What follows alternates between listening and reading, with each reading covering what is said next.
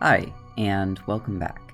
If you're new here, my name is Sky, and I talk about a variety of different topics ranging from art techniques in schools or communities to fandom and media analysis and occasional stories. So, this week's topic is going to sound a little spicy, but these are things that I've just personally encountered in my 15 or so years of being online and in art communities. And I do want to keep this more of a constructive criticism type thing for these behaviors. Especially because a lot of the artists doing this stuff are going to be newer, but sometimes even experienced artists or people who have been in art communities for, 5, 10, 15 years can fall into these patterns. For context, I'm 27, and there have definitely been people older than me who do some of these things. And I don't hate them, obviously, right? It is, if you do something that annoys me, that does not make you a bad person. It just means you do one random thing that annoys me. But these also aren't always restricted to online interactions, but I have found that they are a lot more common on the web. Because of where I live, I don't do a lot of in-person stuff, just events, or there's not really anywhere that artists just hang out here. So this is definitely very web-focused. They also aren't really centralized on a particular topic. So these are going to range from things people to say to how social media has rotted our brains a little bit. And they're not all specific to artists. Actually, I think a couple of these are more non-artist specific, that people have been kind of taught and had normalized for them, that I find frustrating because it's not helpful to either party. And naturally, these are just my opinions. Things I find personally frustrating, you might feel differently, you might agree with me, or you might think that I'm being needlessly sensitive and petty and acting like a little snowflake, and all of those things are okay. So without further ado, let's get into my top 5 internet art pet peeves, in no particular order. Number 1 is when an artist posts something and they say, just a quick 10-minute sketch I did today. And it's a fully rendered piece that physically had to take at least 30 to 60 minutes because I don't care if you're, I don't know who's an artist who's known for being kind of fast. Borodante, you're not gonna finish this in 10 minutes, right? I feel like this one is more universally known as a meme now, but I have seen people still doing it, and back in my day, back when I was just a wee lad first kind of joining the internet and making my first DeviantArt account, this was a really, really common thing that people would do. I do not see it nearly as often now, but I've seen it a couple times, especially on some of the newer platforms, and I'd be willing to bet it's probably younger artists doing this. Not confirmed, but it just feels like the kind of thing that you learn the negative effects of with experience and kind of stop doing. But it, like I said, it was really, really common back in the day, and it would be a fully rendered painting or a fully lined piece or whatever. And I'm talking super detailed, right? Usually a full figure, probably anime. There's a lot of shading going on, blah, blah, blah. And someone without much experience would look at it and go, oh, wow, you did it that fast? And then someone with experience would look at it and go, uh-huh. And move on. But it was probably done to encourage those wow, this is what you call a sketch, and OMG, this only took you 10 minutes, which would of course inflate the artist's ego and give them the endorphin boost that we all are desperately seeking. Here's your reminder, leave a compliment on the next piece of artwork that you see. Like, even if it's just, ooh, pretty colors, it will make the person feel good, I promise. So yeah, like it was clearly done like with the need for that positive attention, which is super, super valid and like not a bad thing. But the problem is it's ultimately a lie. And that means that this artist is getting complimented for something that they didn't do instead of the actual skill and effort that went into the piece, which sucks. And it probably does more harm than good in the long run. And I'd be willing to bet that that's kind of why people tend to grow out of it when they do it. And I'll admit, I think like I probably underestimated the amount of time that I took to do a piece back in the day, but how much of that was like me deliberately saying a lower time and how much of it was just ADHD based time blindness is a little debatable. So number 2 on this list is, oh, what brushes you use don't matter at all. This one is a digital-specific pet peeve that is absolutely worthy of my bad art advice series, and it's sort of a prereq for number 3 on this list. But it's clear that people who say this either don't know much about digital art or are flat-out lying.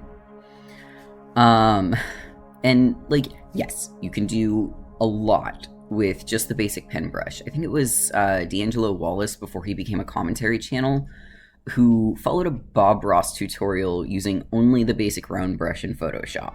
I'll link it in a card if I can find it. And I think that video honestly does a really good job of showing you both what you can achieve with basics as well as their limitations. And if I remember right, I watched this a long time ago, but I think he like talks about that a little bit. But something you'll notice when you watch, say, a Bob Ross video, is that he, a traditional artist, will frequently switch between flat, round, and fan brushes when he's painting. Things like the texture of the bristles and the shape of the brush and the quality of those bristles makes a difference when you're doing a traditional painting, which is why, as a kid at home, trying to follow along with my $5 set of brushes and cheap acrylics from Walmart, there was a lot more than skill standing between me and replicating Bob Ross when I was, a lot younger and tried to do that. And, the fact that he was using oils, I'm pretty sure, and most of us at home were, like, clueless about those. But, that back to the point of the brushes, you can absolutely make beautiful artwork using basic brushes. But there's a level of personality and style that can't be achieved with just that. And it's okay to use multiple types of brushes with different textures. This does not make you less of an artist, and you are not cheating by doing so. Just that idea when artists have been using everything from different arrangements of bristles to the sides of their hands to specialized knives to get different effects when applying paint for hundreds of years is downright laughable. And, that's not even getting into the idea of, stencils and airbrushes and other things like that are, again, commonly used by traditional artists. This is, such a weirdly digital-specific snootiness that is just laughable to me, honestly. And, like I said, really connected to that last one is number 3 on this list: digital artists who treat their brush settings like the Krabby Patty secret sauce recipe. I feel like this is the one that is going to get people heated in the comments and start a flame war or whatever the kids these days say. Because people can get really intense about this, is something I've noticed. Now, obviously, nobody is obligated to tell anyone anything about their process, from their brushes to what layer settings they use to what brand of paints or pencils. but it's not going to make a world of difference no matter what. Like, brushes do have a huge impact on style for digital art.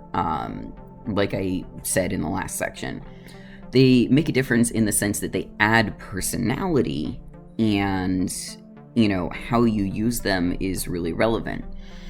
But treating brush settings or what brush packs you use as a super special trade secret is just needlessly petty. Like, I do understand the frustration if you're asked really often, but having a stock answer beyond "fuck you" is not a bad idea, right? You don't even have to be specific about it. Like, I use a low opacity and a high density setting on a textured brush tip. It's still really helpful without revealing your super secret special sauce. And, you know, I don't know. Maybe this one doesn't bother as many people as some of the other ones here might, but it just seems so pointlessly petty to me. Even if someone uses your exact brushes, they're never gonna perfectly replicate your art. Especially if they are the kind of person who is gonna actually, like, ask you for your brush settings, because those people are usually beginners. Or it's usually someone who is just objectively, like, lower skill than you, and you're probably fine, I promise. And for anyone wondering, the brushes you'll see me use most often are going to be the Clip Studio Paint default colored pencil brush with the stabilization adjusted to 22 for the lines. I do also use it for sketching, just with a lower density. And I use the Clip Studio Wash Blender for, well, blending. The Clip Studio G Pen for block filling areas. I don't think I've messed with the settings on either of those. The blender is a little intimidating. I don't know, like, fully how those work, and the G Pen, I just use it for block filling, so there's no, like, strong need to edit it. I use the airbrush from Trent K's free pack, and a Star Speckle brush that I'm pretty sure was made by Yume. And then I've been recently messing around with a lot of foliage brushes by Tamborella and Chicken Business. And then occasionally I will try out some decorative brushes made by Banabi. I am a cheap hoe, so all of these are free brush sets. I think every brush pack that I've ever paid for has been, like, Clippy packs on Clip Studio. And then I promptly forget about them and don't use them after, like, one time where I needed something super specific. But yeah, my setup is kind of always changing because I still play around with them a lot, and I haven't found something that I'm super, super happy with stylistically. I will try and link the packs for any of the brushes that I've, like, downloaded and used more than once in a pinned comment, but I think I have lost some of them. But yeah, to the point, like, your brushes are not gonna define your entire art style, and nobody's gonna be able to perfectly replicate your art because they're not you, whether they use your brushes or not. They probably just, like, the answer of I use a textured brush tip, or it's a custom brush pack, but I made it to mimic charcoal. You know, like, that is going to be such a helpful answer, and it just creates a much more positive relationship with the people who are viewing and appreciating your art and, you know, maybe looking up to you or whatever. Yeah. Now, number 4 on this list holds a special place of loathing in my heart, and that is comments like, "I'll never be as good as you," and "Wow, your art is so much better than mine." And the reason that this one is, like, my most beloathed is that I had a friend in high school who could honestly be the subject of several storytime videos all on their own if I wasn't utterly terrified of them coming out of the woodwork to make my life difficult. But my personal grievances aside, this is just something that nobody really wants to hear. Like, I get the logic, right? It totally seems like a compliment on the surface. You're expressing that you think someone's art is god tier. or at least I think that's the mentality behind it most of the time. But the thing is, you can just say, wow, your art is really good, it's God tier. Saying it like this, making it about comparison, especially to yourself, it just makes that person feel like they're obligated to talk up your art in return. Or worse, to those with less confidence, it'll push them to put themselves down to prop you up, which is the trap that I fell into a lot with that friend in high school. Oh, but you're really good too, and oh, I'm not that good, and oh, but I really like XYZ about your art, are all really common response types to this comment. And notice how all of them shift the focus from appreciating a compliment to making the commenter feel better about themselves. I hope you can't hear my cat in the background too much. But, you know, a really simple way to move away from this kind of thing that can make an artist feel bad is, again, to just say, like, wow, your art is really good. Say things like, your art is amazing, how did you pull off that perspective, is another kind of option. Oh, you can definitely hear the cat now. Some artists might not like this, but I know that a lot of us are happy to share a quick tip here or there, or point you in the direction of a tutorial that helped us. So, like, especially if you're, like, internally comparing your art to someone's, you know, like, asking how did you pull off this specific thing that you really want to be able to do in your own art is kind of like a nice middle ground where, you know, it probably has like that same effect without the kind of guilt trip feeling. Also, if you're looking for a good perspective tutorial specifically, I found Trent K's beginner tutorials really useful. They are paid, but they're really helpful. So yeah, I hope that is helpful, and I hope it doesn't come across as, like, super harsh, even though I really, really hate to hear it. You know, it's well-intentioned, but it's really rough on the person it's being said to. Number 5 on this list is definitely a little bit lighter than the last one, and a little less personal for me. And that is, it's a shame this costs money, and I'll never be able to afford something at these prices, but good luck. This one might be a little bit contentious, because I know that generally the intention behind it is very good, right? Like, you want to convey that you have the desire for a thing, which artists do, on the whole, like to know about.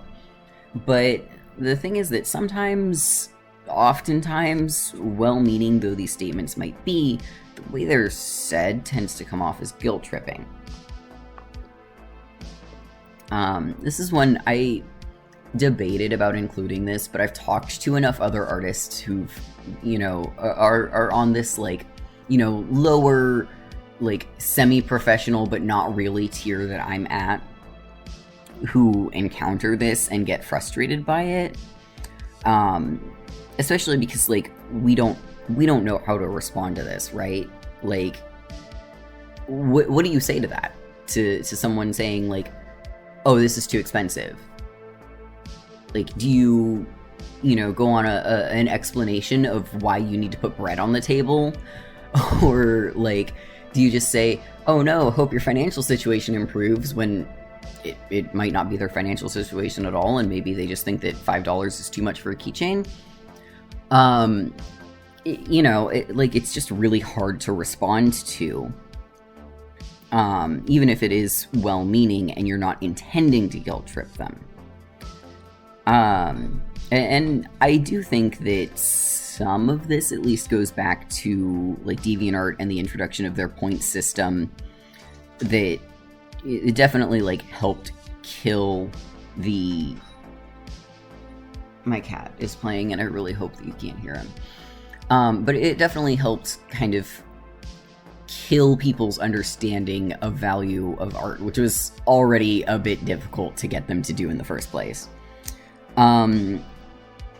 But just for, like, a specific example, someone recently asked about one of my line art templates, and they said something along the lines of like, it's a shame you don't sell this for points anymore, but even if you did, I probably couldn't afford it.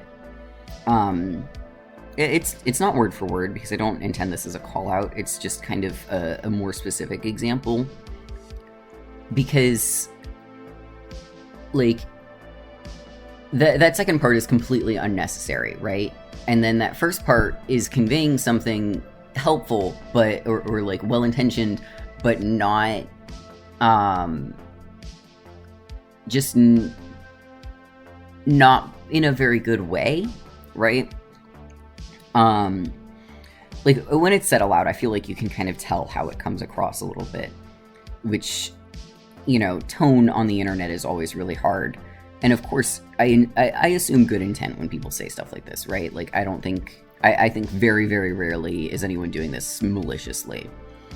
But, you know, it's kind of better in these circumstances to just say the thing that you mean instead of trying to, like, phrase it in this workaround sort of way. Because if that person had asked, like, will you ever sell these for points again? You know, I could have said probably not, but if I do, I'll say something. Because that is something I sparingly do, because sometimes I'll find resources that are only available for... Really? Really, you've got to do this right now? You need the zoomies right when I'm recording? We're just gonna live with this. But yeah, and then I think it's important to remember, too, that you're almost never going to be the only person who's left a comment like this. You know, maybe on that particular item or that particular sale, but inevitably most artists who sell things are going to have gotten some variation of, such a shame your stuff is too expensive, I'd buy it if it's cheaper, or I can't afford this, won't you give it to me for free? No? How entitled of you. But like the point is, you know, this artist might be seeing their 10th OMG, it's too expensive for me post on their $5 keychain that week. And, you know, that can be really, really rough, especially because some of them are going to be phrased a lot less nicely than what you said, probably. So yeah, just saying what you mean, you know, asking if they do, you know, like, discount sales ever, so you can watch out for it, you know, or just saying like, wow, this looks nice, is gonna be a lot better. And like, if you want to convey that you want to buy something but can't right now, you know, maybe I'll get this next time, or, you know, I can't wait to get this and use it, or I can't wait to commission you when I have a little more money. I don't advise using those, like, saying those things unless you like genuinely have the intent to do that eventually, even if your situation doesn't allow it right now. Either way, this is definitely like not the most egregious annoyance to end on, and you know, it pretty much always comes from a good place, but it's also always good to think about how things will come across, especially on the internet when there's no spoken tone to help. And I think that's kind of what a lot of these boil down to, is just like thinking about how what you're saying can come across and affect another person. Mostly. Some of these were just stupid. But that is going to close out my top 5 internet art community pet peeves. I hope this was a fun watch. Kind of like I said at the top, this is mostly meant for entertainment. I don't hate anyone who's doing these things. Like I said, I hope this is just kind of an opportunity to like laugh a little, relax, stop, you know, maybe think about like how what you're saying affects other people, and yeah. So with all of that, thank you so much for watching to the end. Let me know what your internet art pet peeves are in the comments. Do you, like, is your biggest annoyance something that I said here, or is there something I didn't even mention? Is it people asking you to post stuff in the comments? Is that your biggest pet peeve? You know, just, you know, let me know what your thoughts are. I'm genuinely curious, like, how many of these are even still an issue, because I feel like some of them I haven't seen in quite a while. And with all of that said, thank you again, and I will see you next time. And I just want to give a huge thank you to my Patreons and Ko-Fi supporters.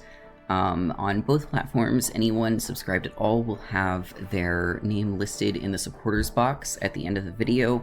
And if you pledge $5 or more, you'll have your name listed out loud, at least in my voice recorded videos. So with that said, I want to say a huge thank you to Starlight Supernova, Arisark, Holmes, Chamomeleon, Spirit of Stars, Ki Hiramaru, Miles Mentis, Para, Lane, Lazy Admiral, Soy Lotus, Jordan Curian, Kakrian, Quiet Demons, and Leo. Thank you all so much for your support. It means the absolute world to me, and I will see you next time.